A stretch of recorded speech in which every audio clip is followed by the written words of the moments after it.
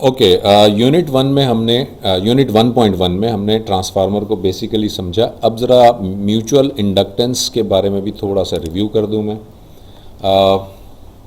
Mutual inductance basically क्या है कि आप ये डायग्राम यहाँ इस वक्त देख रहे हैं।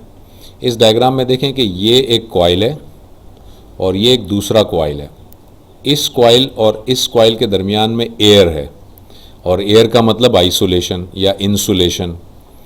तो आप इस कॉइल में अगर कोई एसी सप्लाई लगा दें तो इस एसी सप्लाई की वजह से इस कॉइल के अंदर एक फ्लक्स जनरेट होगा, और ये जो फ्लक्स है ये एयर के अंदर से होता हुआ बराबर वाली कॉइल में भी इंसर्ट होगा, बराबर वाली कॉइल में भी। और चूंकि ये एसी वोल्टेज है लिहाजा ये फ्लक्स भी एसी होगा, यानी चेंजिंग फ्लक्स होगा। तो जब एक कॉइल का चेंजिंग फ्लक्स दूसरी कॉइल में जाएगा और वहाँ पर भी चेंजिंग फ्लक्स होगा, तो इस चेंजिंग फ्लक्स की वजह से अकॉर्डिंग टू फेराडेज लॉ इस कॉइल के अंदर, यानी ये वाली जो कॉइल है जो कि बेसिकली इस इलेक्ट्रिसिटी से कनेक्टेड भी नहीं है, फिर भी इसमें एक इलेक्ट्रिक वोल्टेज इंड्यूस हो जाएगा। और वो इलेक्ट्रिक वोल्टेज आप वोल्ट मीटर के ज़रिए से या ऑसिलोस्कोप के ज़रिए से बिल्कुल चेक कर सकते हैं। तो ये जो फिनोमेना है जिसमें कि किसी दूसरी कॉइल पर जिसमें वोल्टेज कनेक्टेड ही नहीं था, वो इलेक्ट्रिक आइसोलेशन के साथ या इलेक्ट्रिकल इंसुलेशन के साथ भी अगर है, तब भी प्राइमरी वोल्टेज जो है वो इसके अंदर यहाँ पर सेकेंडरी साइड पर इंड्यूस हो जाता है। इस फिनोमेना को हम म्यूचुअल इंडक्टेंस कहते हैं। So a changing electromagnetic field produced by the current in one coil will cause an induced voltage in the second coil because of mutual inductance।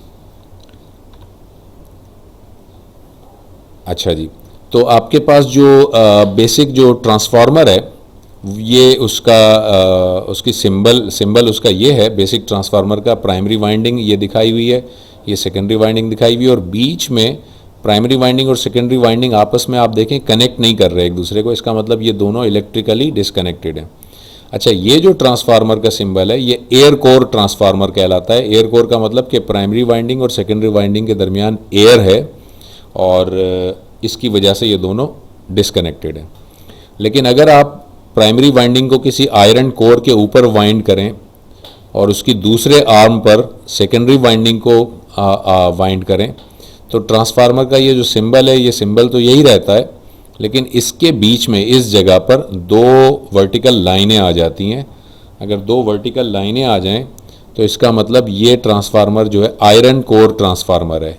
इस वक्त ये एयर कोर ट्रांसफार्मर है, लेकिन जब दो लाइनें आ जाएंगी तो ये आयरन कोर ट्रांसफार्मर बन जाएगा। और अगर आप सेकेंडरी साइड पर लोड कनेक्ट कर दें तो सिचुएशन कुछ इस तरह से हो जाएगी। प्राइमरी साइड पे सोर्स लगी हुई है, सेकेंडरी साइड पे लोड लगा हुआ है। ठीक है, तो एक बात याद रखिएगा, input connected to primary winding, load connected to secondary winding, और ये ख़ास बात, no physical connection between input and load. तो इनपुट वाइंडिंग में और लोड में, या इनपुट वाइंडिंग में और सेकेंडरी वाइंडिंग में कोई फिजिकल कनेक्शन या इलेक्ट्रिकल कनेक्शन नहीं होता, बल्कि इलेक्ट्रिकली ये दोनों आइसोलेटेड होती हैं। ट्रांसफार्मर की ये कंस्ट्रक्शन ये इतनी कोई इम्पॉर्टेंट नहीं है। कोर टाइप ट्रांसफार्मर होता है या शेल टाइप ट्रांसफार्मर होता है। आगे चलते हैं। ट्रांसफार्मर का एक टर्न्स रेशो कहलाता है, जो कि basically number of turn on primary divided by number of turn on secondary का होता है। और इसको हम टर्न्स रेशो को नॉर्मली स्मॉल ए से रिप्रेजेंट करेंगे आगे। तो हमेशा याद रख लीजिए कि ए की जो वैल्यू है, अगर नंबर ऑफ प्राइमरी टर्न ज़्यादा है, नंबर ऑफ सेकेंडरी टर्न कम है, तो ए की वैल्यू ज़ाहिर है 1 से ज़्यादा आएगी। और ऐसा ट्रांसफार्मर जिसका प्राइमरी वाइंडिंग ज़्यादा हो और सेकेंडरी वाइंडिंग कम हो, ऐसा ट्रांसफार्मर स्टेप डाउन ट्रांसफार्मर होता है, क्योंकि वो सेकेंडरी साइड पे वोल्टेज कम देता है। और अगर इसका रिवर्स कर लें यानी प्राइमरी वाइंडिंग ज़्यादा हो, प्राइमरी वाइंडिंग कम और सेकेंडरी वाइंडिंग ज़्यादा हो, तो ए की वैल्यू लेस देन 1 होती है और ऐसा ट्रांसफार्मर स्टेप अप ट्रांसफार्मर होता है, यानी वो अपनी सेकेंडरी पर ज़्यादा वोल्टेज प्रोवाइड करता है। तो जो टर्न्स रेशो है वो असल में यहाँ पे पूरा नहीं लिखा हुआ, पूरा टर्न्स रेशो ये है कि NP upon NS is equal to VP upon VS is equal to IS upon IP is equal to A, यानी कि जो टर्न्स रेशो है उसमें primary voltage divided by secondary voltage का रेशो बराबर होता है secondary current divided by primary current, और वो बराबर होता है primary number of turn divided by secondary number of turn, और वो बराबर होता है स्मॉल a के। तो ये है टर्न्स रेशो का एग्जाम्पल। तो यहाँ पर एक एग्जाम्पल आपको नज़र आ रही है स्टेप अप ट्रांसफार्मर की। ये इसने कहा है कि a transformer has a turns ratio of 1:3। ज़ाहिर है 1:3 है अगर, यानी 1 इसकी प्राइमरी साइड पर है और 3 इसकी सेकेंडरी साइड पर है, तो ये स्टेप अप ट्रांसफार्मर है। Applying 100 voltage to the primary will result in a secondary voltage of 300 volts. Simple सा है ये। और एक चीज़ याद रखिएगा, कोई भी ट्रांसफार्मर डीसी वोल्टेज पे काम नहीं करता। सिमिलरली ये स्टेप डाउन ट्रांसफार्मर है और ये उसकी एग्जांपल है।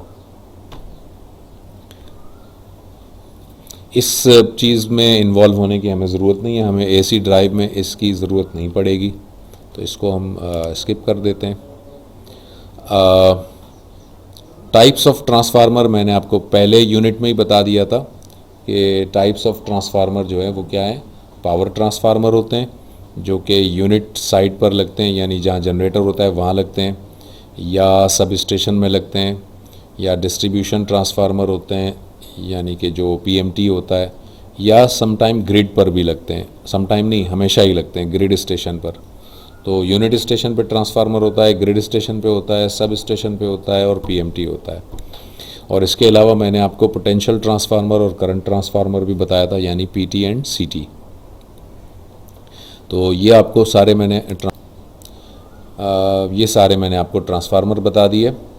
और उसके बाद ये यूनिट नंबर 1.2 था, इसको हम यहाँ पे कंप्लीट करते हैं। अब आगे मैं आपको बताऊंगा कि ट्रांसफार्मर जो है उसके अंदर फ्लक्स, जब आयरन कोर आ जाता है, पहले तो मैंने आपको बताया कि एयर कोर था, जब आयरन कोर आ जाता है तो ट्रांसफार्मर के अंदर फ्लक्स किस तरह से सर्कुलेट करता है, सेकेंडरी में किस तरह से